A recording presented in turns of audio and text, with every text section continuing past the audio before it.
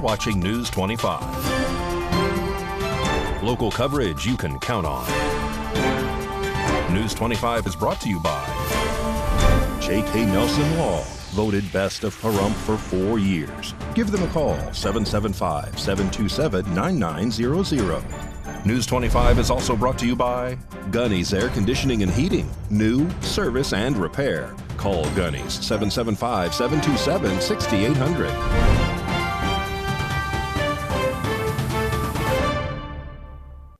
Hello and welcome to this edition of News 25. I'm Unette Gentry. Thanks for joining us on 8th Country Radio, and we're also streaming at KPVM.TV. We're also on your Roku devices. It is Thursday, October 10th, Rory Rossell's birthday. We'll get to that later in this newscast, but first our top story. Hurricane Milton makes landfall in Florida Wednesday night, creating extensive damage on top of Hurricane Helene, which just hit weeks prior, prompting emergency responses and more recovery efforts.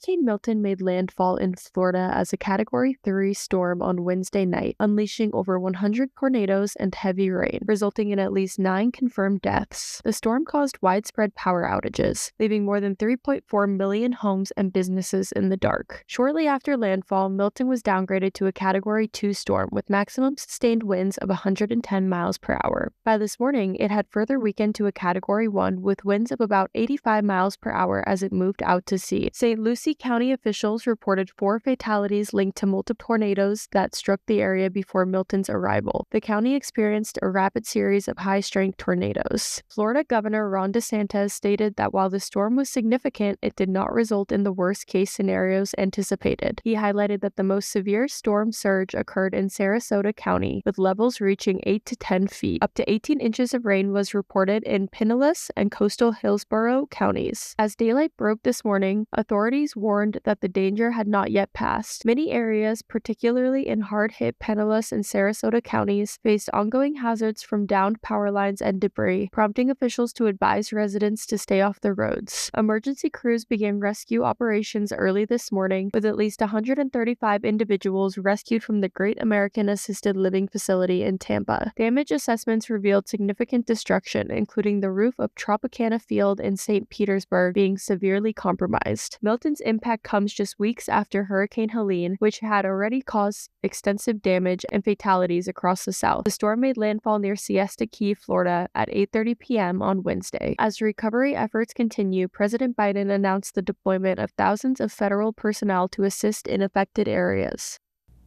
And an Air Force Lieutenant Colonel appears in court following his 2022 arrest in Las Vegas for reportedly raping a minor multiple times.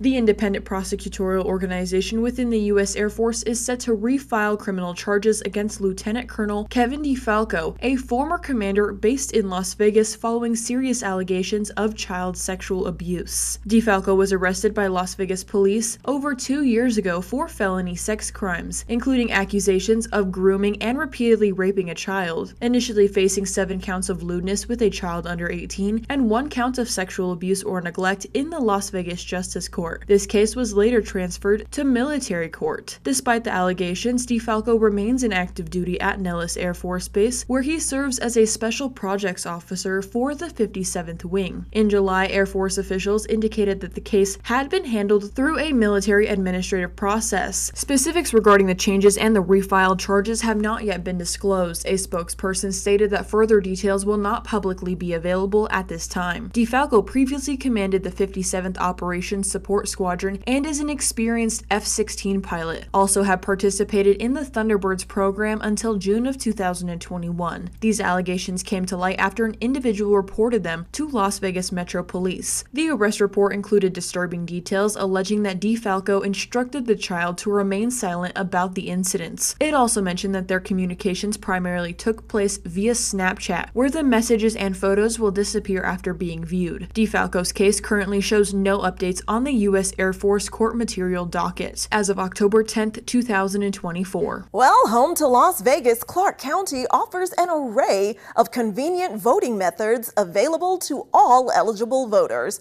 News 25 Las Vegas correspondent Maria Centers joins us now with local ballot information concerning this year's upcoming local and national election. Now, just 26 nights away from our local, state, and federal election taking place on November 5th, Nevada adopted a universal vote-by-mail mechanism back in 2022.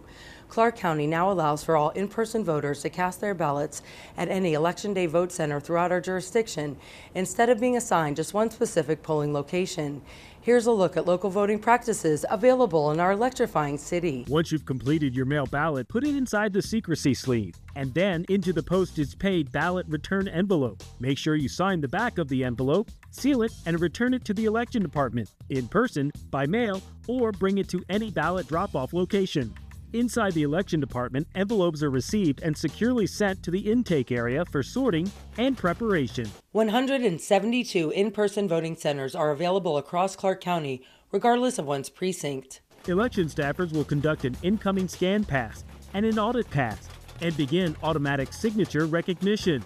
Ballot envelopes with discrepant signatures go to manual signature verification, where bipartisan teams review all signatures on file. Envelopes with verified signatures are accepted through manual signature verification and move on to the central counting board. Envelopes missing a signature or with a signature that cannot be matched to our records goes to the signature cure process. All vote centers use an electronic poll book system connected to the county registration database. Tray inspectors verify and audit mail trays with good ballot envelopes, and audited ballot envelopes are sent to the central counting board. Ballots are taken out of the envelope, still inside the secrecy sleeve, and separated. This is the step where your identity is separated from your mail ballot. Ballots are flattened and visually inspected to ensure mail ballot voting instructions were followed. Election Day staff can process anyone registered to vote anywhere in Clark County. Bipartisan teams review ballots to be adjudicated based on set filters, ambiguous marks, and overvote. The bipartisan teams follow strict guidelines set by the Nevada Secretary of State. Ballots are run through mail ballot scanners. Ballot folders are transported in sealed ballot transport boxes for retention. There's at least one vote center within a 2-mile radius of any location in our metropolitan area. Reporting from Clark County, I'm Maria Centers for News 25 Las Vegas. And speaking of the election, we turn now to the latest from the presidential campaign trail. Latest information shows that both candidates are in a virtual tie for the presidency.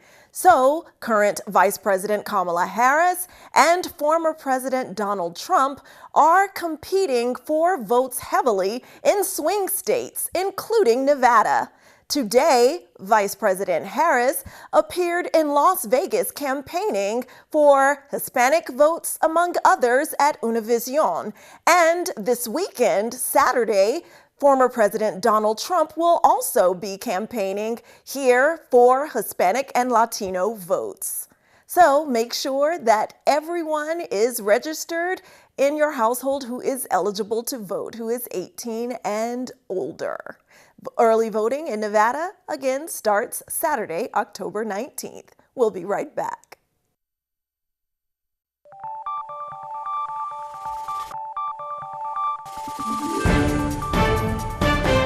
You're watching News 25. Local coverage you can count on.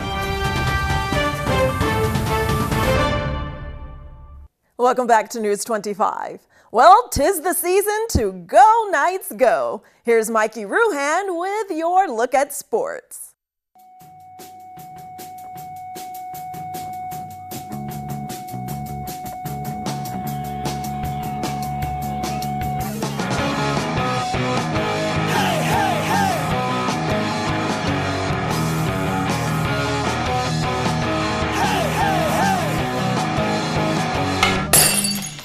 Time now for your News 25 look at sports and streaming at KPVM.TV and now on Roku devices. The Golden Knights ain't messing around this season. They beat the Colorado Avalanche in their season opener 8-4 last night. Next up for the Golden Knights, they welcome the St. Louis Blues on Friday. The Mountain West Conference will relocate its headquarters to Las Vegas as part of an agreement to keep its 7 members in place. According to the document, the Mountain West agrees to move its offices to Las Vegas as soon as after the expiration of its existing office lease in Colorado Springs, Colorado. The UNLV Lady Rebels are inviting fans to their Nevada Day Festival and open practice later this month. The three-peat Mountain West champions will host a day of festivities on Friday, October 25th at the Thomas & Mack Center and Cox Pavilion. Fans can enjoy games and photo opportunities with the 2024 Mountain West Trophy starting at 11 a.m. in front of Thomas & Mack. And Pahrump Valley Trojan football are in action this evening. The JV game against Moapa Valley is in progress. Varsity starts at 7. Happy birthday to Roy Roselle, and that's your look at sports on News 25. And did you know that it is going to take a lot of power to actually get behind the scenes and make sure everything's run smoothly at VEA? That's why there are dedicated professionals who work tirelessly to make sure everything there runs smoothly. This segment of News 25 is brought to you by Valley Electric and its family of companies focused on serving our members. We're better together. Have you ever wondered how your co-op ensures you have reliable electricity? We count on a team with many skill sets to make it happen every day. Line workers, engineers, computer programmers, accountants, and more. We work together to get the job done. Let's face it, most of us only think about electricity when ours goes out. So let's take a look at the people who work to restore your power during an outage. Typically, when the power goes out, a consumer member, like you, calls to report the problem. Your call is taken by a co-op member service representative who reports the outage in our system. Member service representatives are proactive problem solvers. After the outage is pinpointed in our system, a line crew is dispatched. Line workers serve on the front lines to ensure you receive reliable power. When an outage is reported, they go straight to the site to determine if repairs and additional equipment are needed. Typically, utility poles, transformers, or power lines may need to be replaced. They work safely as a team to correct the problem. While line workers are out in the field resolving the problem, the communicator back at the co-op will post information about large outages on our social media pages. After the line crew makes necessary repairs, they call a dispatcher to let them know the work is done. To ensure the problem is fully resolved, a member of our team sends a ping to the affected electric meters to confirm the signal is good and your power is flowing as it should be. The end result? Happy co-op members. Whether we're restoring a power outage, conducting a safety demonstration at a local school, or building electric service for our newest of members, it takes a variety of skills and people to keep the co-op running smoothly. And you, our members, are at the heart of everything we do. And don't grab that remote. We have your weather and so much more when News 25 returns.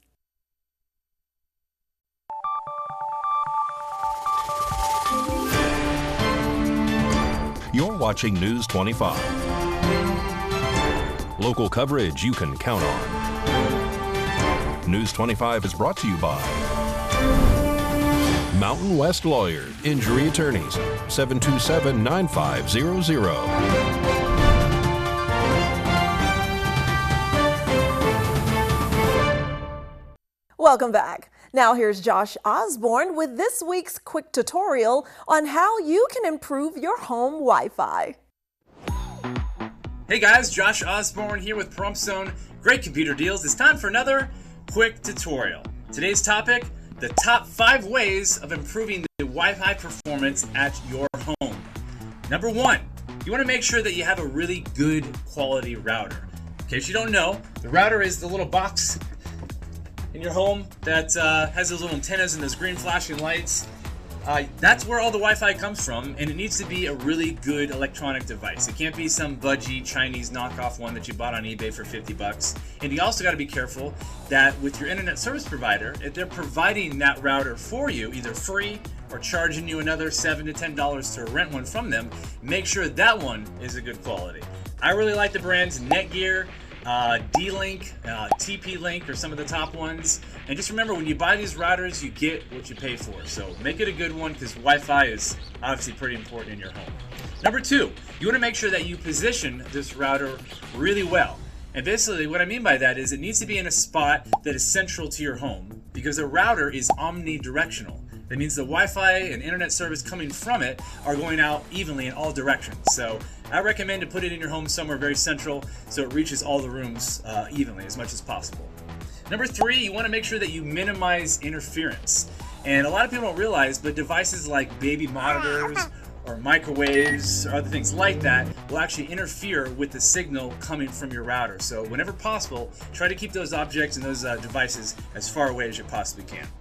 Number 4, you want to make sure that you keep your router's firmware or software updated. And what do I mean by that? Well, you have iPhones, you have Android phones, you have tablets, laptops, desktops. All those devices perform better when you keep them updated. And the same is true for a router. Definitely keep it updated, and even though this might be a little bit more complicated, there are ways that you can actually log into your router's settings. Most routers on the very bottom will list a website address and a standard username and password that's been preset for you that you can use to log into the settings of that device. And on that device, you're going to see that there's an option for checking for updates. Make sure that those updates that are on there are completely up to date to get the maximized and best performance. And then last but not least, sometimes a router is not enough and you need a little bit more. And there's some devices that are on the market called Wi-Fi range extenders. And basically what these devices do is they kind of close up some of the holes that might be dead zones in your home. And even though routers are pretty good, they're omnidirectional, they're supposed to cover your entirety of your home, sometimes certain spots of the house, for whatever reason, unbeknownst to us, just don't get the signal quite as strong as other areas. That's where these little extenders come in. You can actually plug them into an outlet, and what they will do is they will repeat the signal that's coming from your router and kind of improve areas as much as possible. And the best part is they're really not that expensive, about 50-60 bucks a piece, and you can improve the Wi-Fi in those particular spots of your home. So there you have it, folks, the top 5 ways to improve the performance of Wi-Fi in your home. I hope that helps you out. If you guys have any questions, be sure to head over to Great Computer Deals. We're located on Highway 372, right next to Game Corner Arcade and Fun Center. We will catch you guys on the next quick tutorial.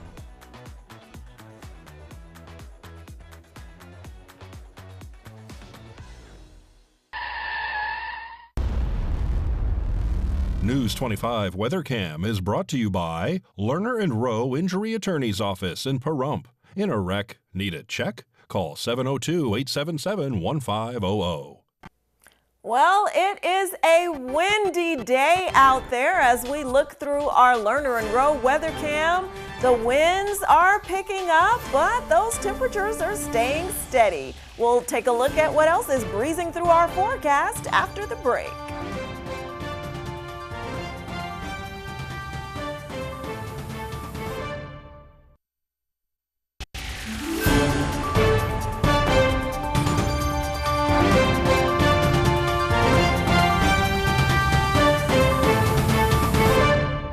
Good evening, Nevada. I'm Kaylee Bentler in the News 25 Weather Studios.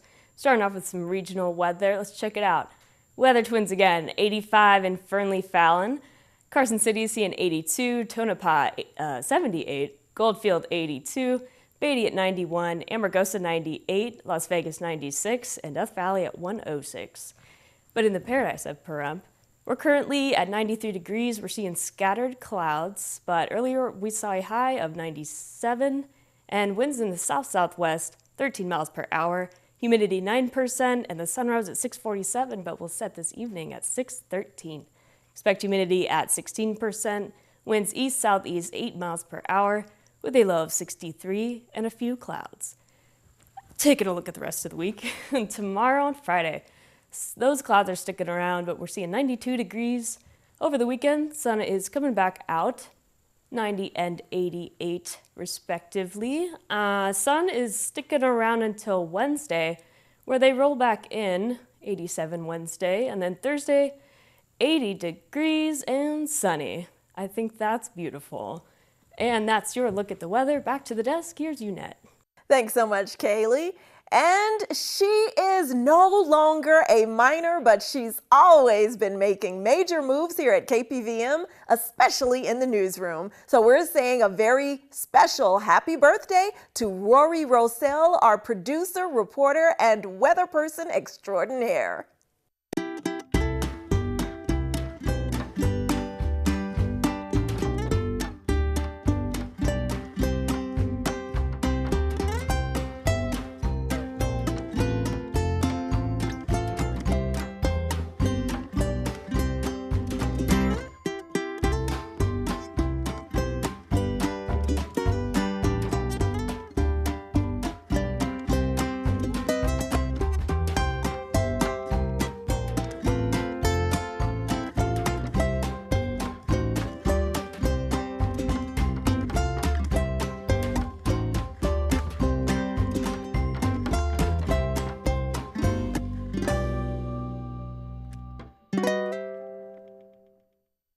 You're so amazing, Rory. Thank you for all you do here at KPVM. And by the way, how many careers have you had? I've seen all of those uniforms there. Wow, you do so much. Amazing. Happy birthday. Well, that does it for this edition of News 25. I'm Unat Gentry, and from all of us here at KPVM and 8th Country Radio, thanks for tuning in, and we'll see you on the air next newscast. Good night.